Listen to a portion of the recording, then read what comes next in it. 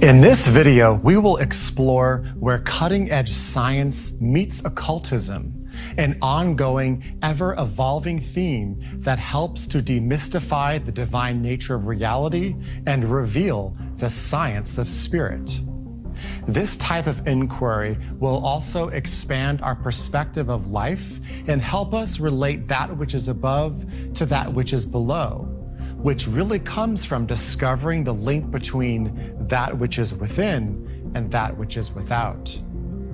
This will naturally bring us to the inner spiritual organ, the Antakarana, or rainbow bridge as it's often called, which connects our higher and lower self together through a stream of light constructed creatively by abstract thought during deep and active meditation.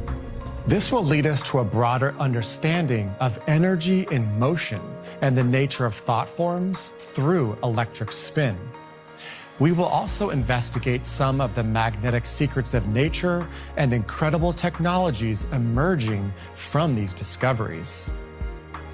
All of this will allow us to better develop our intuition and achieve a better sense of the realized purpose within this world of living conscious substance. And thus, continuing this ongoing theme of bridging, in many ways, this video's purpose is to act as a segue between our prior series, The Electric Bridge, and our next series, Dynamic Symbols. This is occultism and the new fire.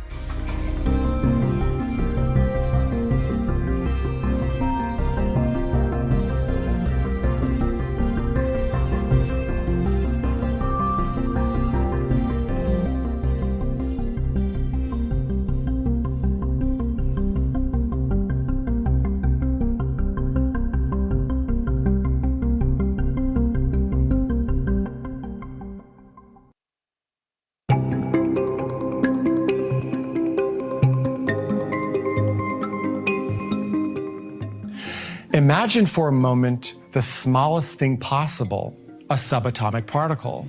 And now imagine the largest, the entire universe. The question is, what do these two extremes of size, the biggest and the smallest, have in common? Well, the answer, according to the esoteric philosophy, is that neither of them actually exist, at least not in the way we traditionally think. They are concepts on which the modern understanding of reality is based, and so they belong to the world of illusion and the age of measurement. This statement might seem like an oversimplification, but we shall elaborate on it. In Helena Blavatsky's words, it is on the doctrine of the elusive nature of matter and the infinite divisibility of the atom that the whole science of occultism is built. Esotericism seeks to unveil the deeper side of nature. Naturally, this includes a more metaphysical approach to looking at reality. Therefore, our intention here is to go beyond the threshold of what our ordinary senses reveal to us. Esotericism states that underlying both matter and apparently empty space is a more subtle or rarefied form of matter, the ether, as it's often called, and the atomic matter of science is a comparatively gossamer structure in this very substantial medium that is far more elusive than any form of matter known today by material science. Being an intersection between the tangible and intangible, one could say that it is the medium or fluid whereby energy becomes matter and matter becomes energy. This might be another oversimplification, yet still gets an intuitive point across. And if we were able to examine this ether objectively, we would find that, in turn, it has its own structure, which is divisible, and beneath which lies a subtler yet denser medium still, and so on ad infinitum.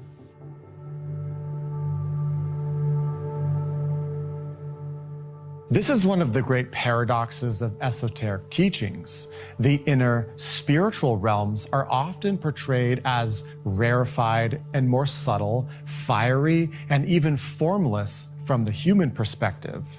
Yet they are in another sense, more dense and substantial. And to ponder this interesting conundrum can transform the way we conceive of life on the inner planes. From the perspective of more refined, successive states of consciousness, every plane of existence and subplane therein is an ever more focused point of concentration. It was over a century ago that science disregarded the idea of the luminous ether. Yet with modern advancements, it is now in many ways coming full circle, even if it is not yet fully recognized by academia. The discovery, or shall we say rediscovery, of the ether will be like a window into the more metaphysical dimensions of life. This will eventually create a new age for science and ultimately a whole paradigm shift for humanity, as it will truly unlock many of life's secrets and help to demystify the divine nature of reality. In parallel with the discovery of the ether is also the new understanding of the dynamics and origin of consciousness. This new awareness is emerging within all aspects of human life, and as both come more to the forefront, we will begin to see the signs of this new paradigm shift. The relation between consciousness and the ether is unfolding through what is being called biofield science. As this develops further, the materialistic model of life will dissolve and a more refined and advanced metaphysical model will develop in its place. Thus, the universe will be seen more as a living organism rather than just a mechanism. Initially, consciousness will be seen as fundamental and emergent. Then eventually, it will be understood as a fundamental aspect of the universe itself, like energy and matter, yet the balancing force between these two opposites.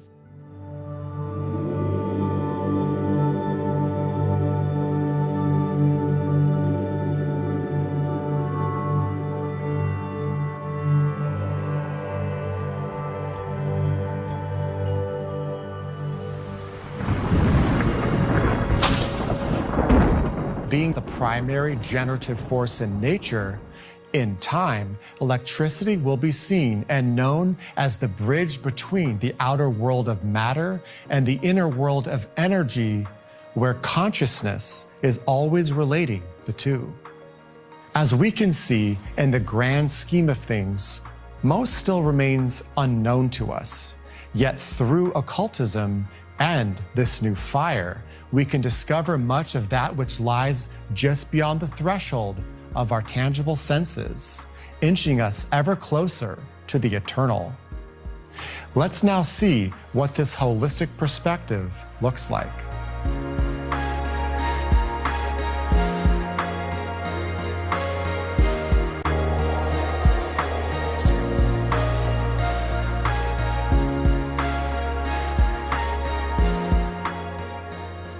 The essence of this transformation is in fact captured by the statement, "The beginning is near."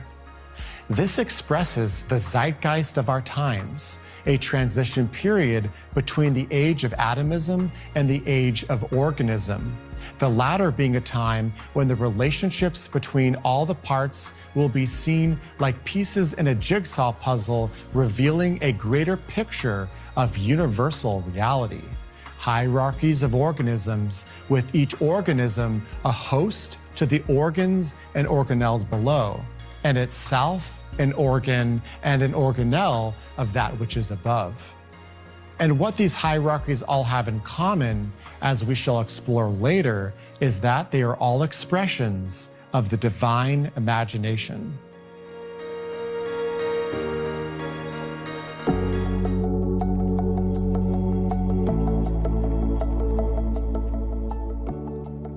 But for now, science is in the last throes of atomism, the age of measurement, and the reductionist way of thinking that sees all manifestation as the chance arrangement of fundamental particles of matter, with consciousness as a lucky yet purposeless byproduct.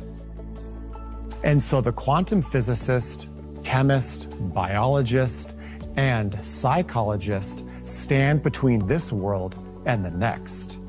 Yet without the equipment required to discover the finer levels of matter, and so records only what can be directly measured.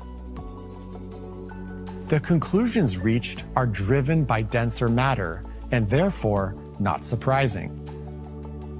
At the very small, the laws of cause and effect seem to break down, and nature operates in a very strange and different manner to the way it behaves in the macrocosm. However, according to the occult truism, as above, so below, the world of the very small operates in a similar way to the very large. Everything cycles in and out of incarnation under natural law: stars, planets, humans, and even so-called fundamental particles. It is just that at the subatomic level, the elemental lives incarnate, die, and reincarnate in a time frame that corresponds to their size, each incarnation lasting around a millionth or even billionth of a second. This creates the illusion of a nonsensical realm of probabilities and uncertainty where things pop in and out of existence for no apparent reason.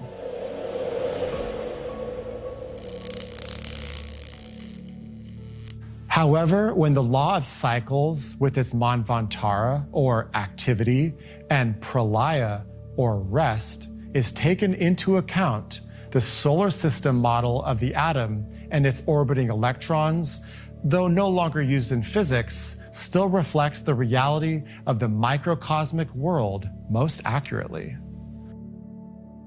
This model now brings us to our next section, the model which connects us to the inner worlds and the inner life of spirit.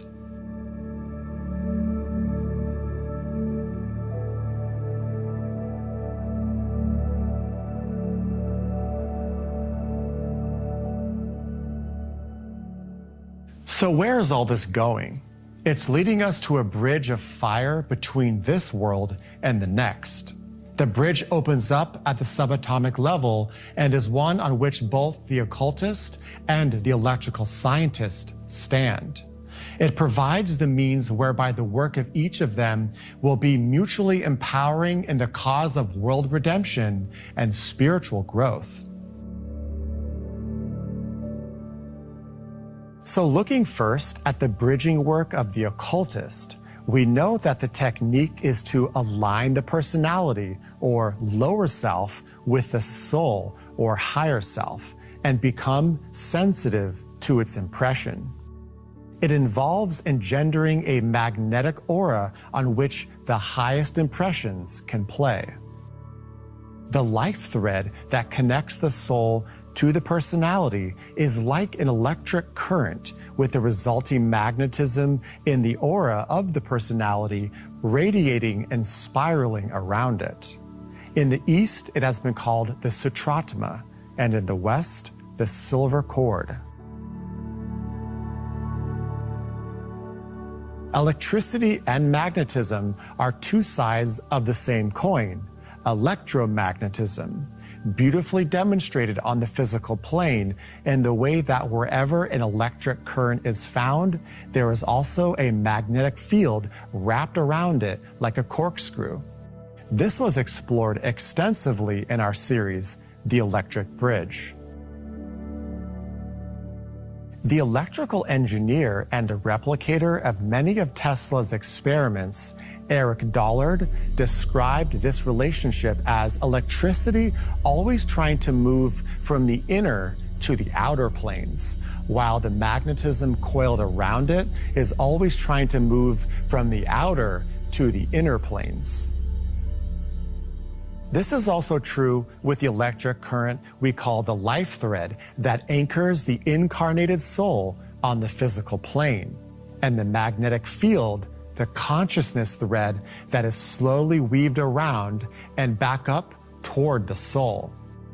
The two of them fusing together as one electromagnetic bridge, the Antakarana.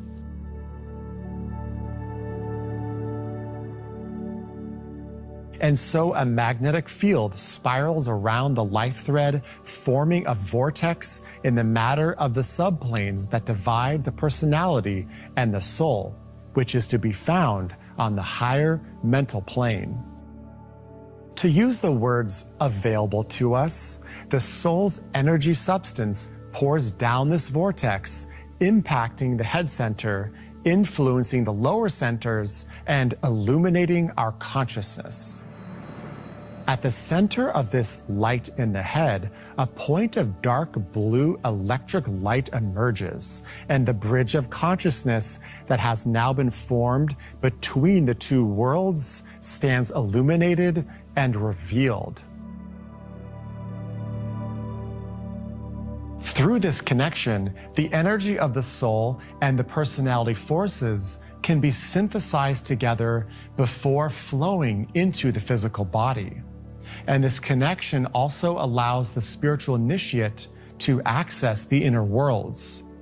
This is described in the Blue Books as the funnel or the channel for the sound, the trumpet through which the escaping aum can pass. In this way, the occultist forms an electromagnetic vortex that bridges between two worlds, bringing the fire of each together to carry on the fusion process that will result in the one unified world of the future.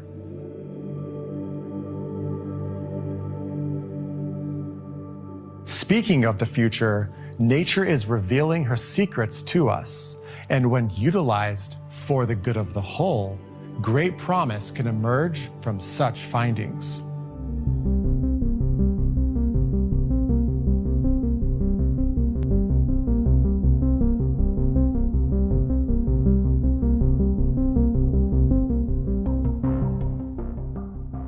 So having looked at the vortical bridging system between the soul and the personality, we can now consider the work of pioneering scientists and engineers whose experimentation with new energy sources promise to form a similar type of bridge to the world that lies immediately beyond the world of the five senses. Not the world of conscious living souls per se, but in this case, the etheric counterpart of the physical plane. The generation of a magnetic aura with which we're familiar in esoteric work occurs in this instance when certain metallic powders are ground down to a very small size of between 3 and 12 nanometers. These materials have a beautiful honeycomb lattice, and when energy is applied, vortices start to appear in the spaces in the lattice, curling magnetic whirlwinds that vibrate together in unison. Even more strangely, they behave collectively like magnetic monopoles. The vortices have only one pole, a north or a south. This means that the group vortex has a viable magnetic charge. In other words, it produces energy. This phenomena, known as asymmetric magnetism, seems to take place naturally within this size range. Asymmetric magnetism has also been discovered in enzymes, all of which have at least one of their dimensions in this size range. As nature's catalysts, enzymes speed up chemical reactions in cells through energy manipulation between the etheric and physical counterparts of the cell. This enables the efficient building of ordered structures in random chemical environments, which clearly demonstrates the universal creative intelligence of energy, force, and substance when brought into manifestation. They accomplish their work through asymmetric magnetism. The north and south poles of their inner structure are separated. One monopole is on the physical plane, and the other now appears on the etheric plane, from which electric charge is drawn down to bridge the gap. In this way, enzymes are able to localize copious amounts of energy through cooperative group oscillation. The electric charge also carries information from the etheric double of the physical structure, organizing the building of physical forms in line with its inner archetype.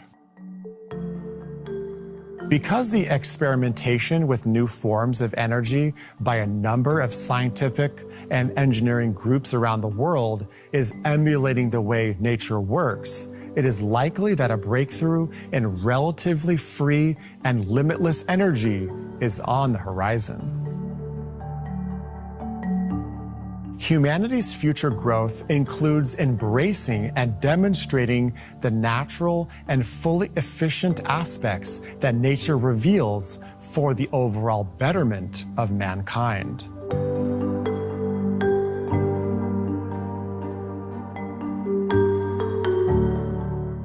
All information pertaining to nature's building patterns and processes is held in the ether and transmitted across the threshold between the visible and the invisible realms through an electrical condensation process based around the geometry of the hexagon. The hexagon is the blueprint for the archetype of matter. In the Alice Bailey teachings, we read that already, the electrification of the planet is one of the things which is inaugurating the new age and which will aid in bringing about the revelation of the presence of the soul.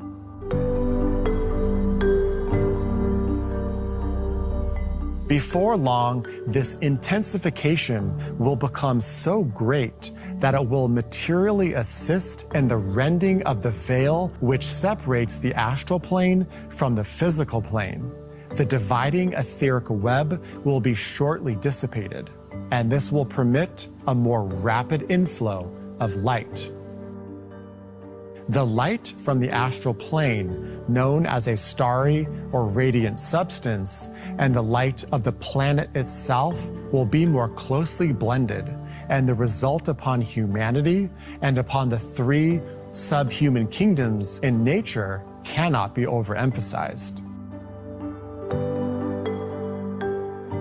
Vortical energy systems are also the way telepathy works between two minds in resonance with one another.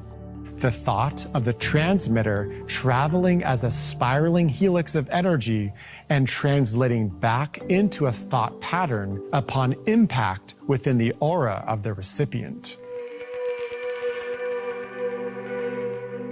These literally electrifying findings, both in nature and technology, correspond wonderfully to the cooperative oscillations that are set up through group meditations, the Triangles Network being an outstanding example. Within this lattice of light, thousands of people around the world subjectively link up through focused intention and harmonic vibration, allowing light, love, and power to pour through the magnetic vortices that are thereby generated. The ramifications of this process, in tandem with electrical energy extracted from the ether, are huge. Through this, the connection between the world of the occult and the world of science will really start to become more apparent. And yet, as we evolve intellectually and therefore create new technology, it is vital that our moral and spiritual evolution is also fostered so as to not offset the balance between them.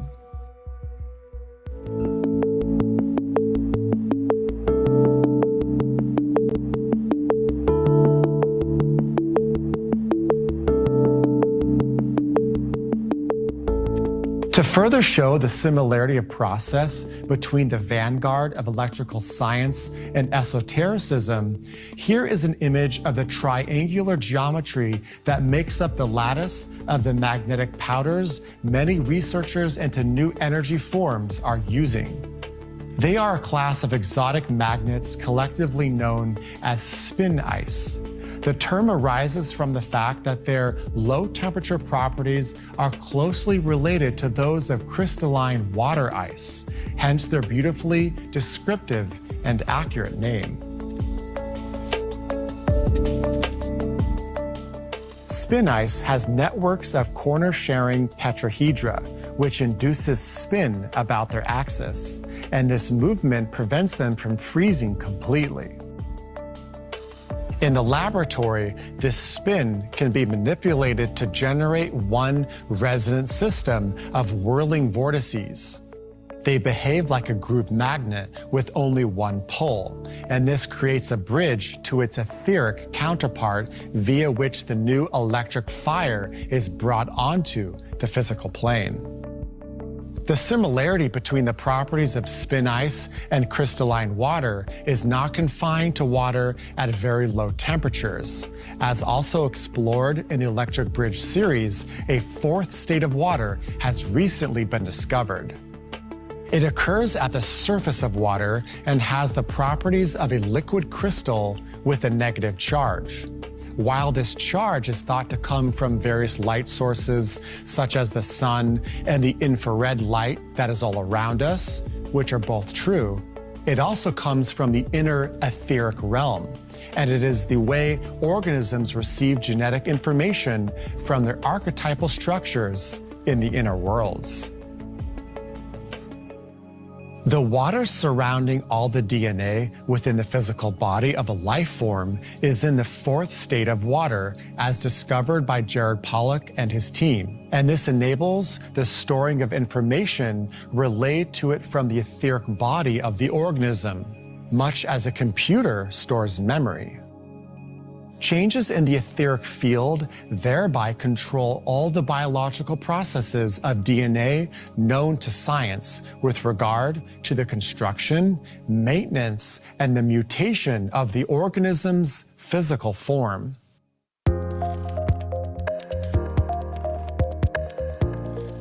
Water is a condensation of the ether. It is clear from the above that we are approaching closer and closer to an electric revolution in the way we view the universe and its functioning systems. This will eventually reveal the true atom of occultism, beautifully described by Rudolf Steiner as coagulated electricity.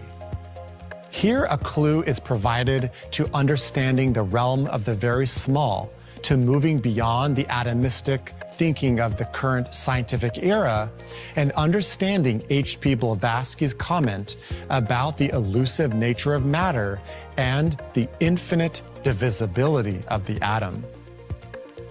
But we can go one stage further than this to the root cause of all electric phenomena, the divine imagination.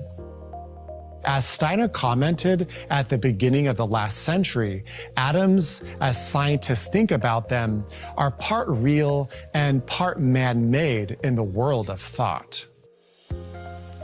We are familiar with the truism, as a man thinketh, so is he. And this is all the more powerful when it comes to group thinking, especially given the unfolding energies within the dawning of this new age for humanity. As a group of powerful minds think, so it becomes. As we know, spirit and matter are one and the same thing, just at different levels of vibration. And the atomic particles of the future are created as directed thought causes, the splitting of the spirit and its translation into matter.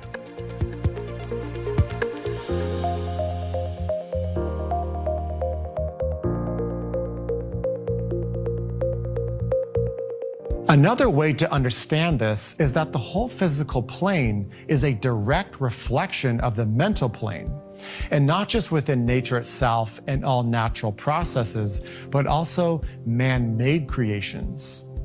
This is by virtue of the fact that we are co-creators within a conscious creative energy field of substance and responsive vibration, all endowed by the greater divine imagination behind it all, the mind of God. So, in other words, there really is no objective reality out there separate from ourselves. An interesting analogy on this process is given by the mathematician and physicist George Under. When you have a piece of glass and you shatter it with a hammer, then you have splinters. But of course, it would be utter nonsense to assert that the glass consists of splinters. Window panes made out of safety glass have an inner pattern which can be seen with polarized lenses. You thus see the future particles into which the glass will shatter, so that in the event of an accident, there would not be too many long and dangerous splinters. One can see the future splinters, the future particles of glass, and in the like manner, one can see in crystalline matter the future particles or atoms.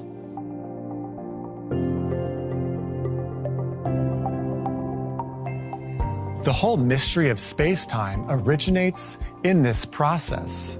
Again, in the words of Rudolf Steiner, space is something that originates together with matter when spirit is shattered and thereby goes over into material existence. This is why we read in the book Telepathy and the Etheric Vehicle by Alice Bailey that the universe isn't really expanding. It's an illusory effect of humanity's expanding consciousness. Space itself is the relatively static fabric within the etheric web of a yet unknown cosmic entity.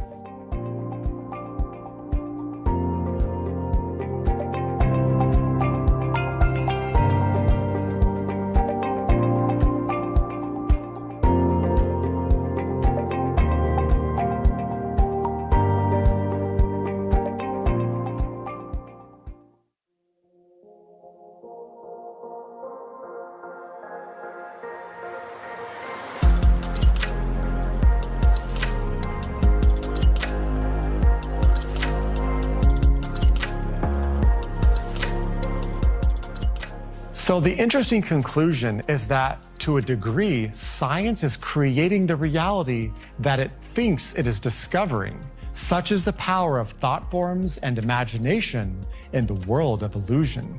Even the technical tools and machines that it builds are invested with something of the human spirit expressed in them, which again conditions the elemental lives they are built of, the way that they behave, and the things they discover.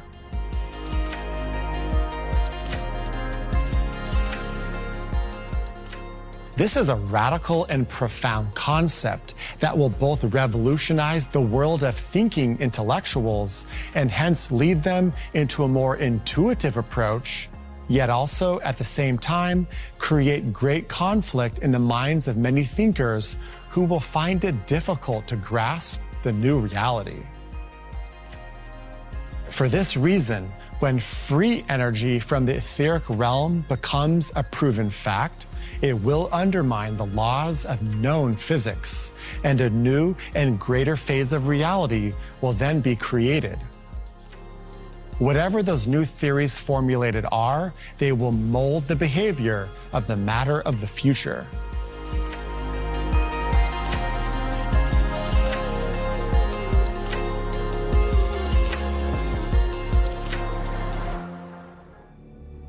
We see here the responsibility of esotericists and occultists alike to bring the light, love, and power of divinity into the equation and become intelligent collaborators in this process of spiritualizing matter. It is a discipleship responsibility to ensure that future creations are in alignment with the divine plan. As it is known within the ageless wisdom, the work of humanity is to infuse the world with the qualities of the plan to the degree that at the end of its current phase of evolution, the Earth itself will become the archetypal atom of the next Manvantara, or planetary cycle. It will then condense into a type of atom that carries the entire spiritual essence for the next Manvantara, or evolutionary cycle. Held on the archetypal level, it will, at the appropriate time, burst forth into small, manifold atoms on which the next planetary manifestation will be built. This, of course, is eons of time ahead. And yet, in the final analysis, what really is time? This expands the idea of reincarnation to a far grander level.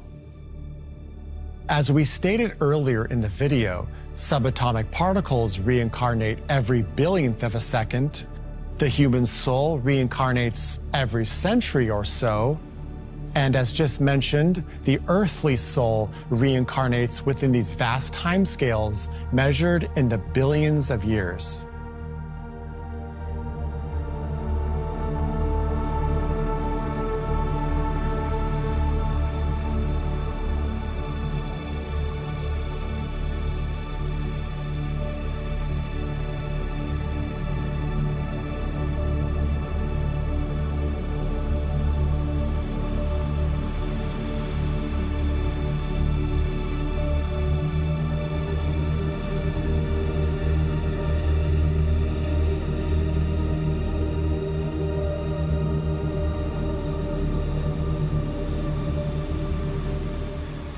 All the real occult atoms of which the new world is made will contain the essence of the qualities distilled from each, and all single lives and experiences in this world period, and the essential outstanding quality required is that of compassionate love, the essence of universal divine energy.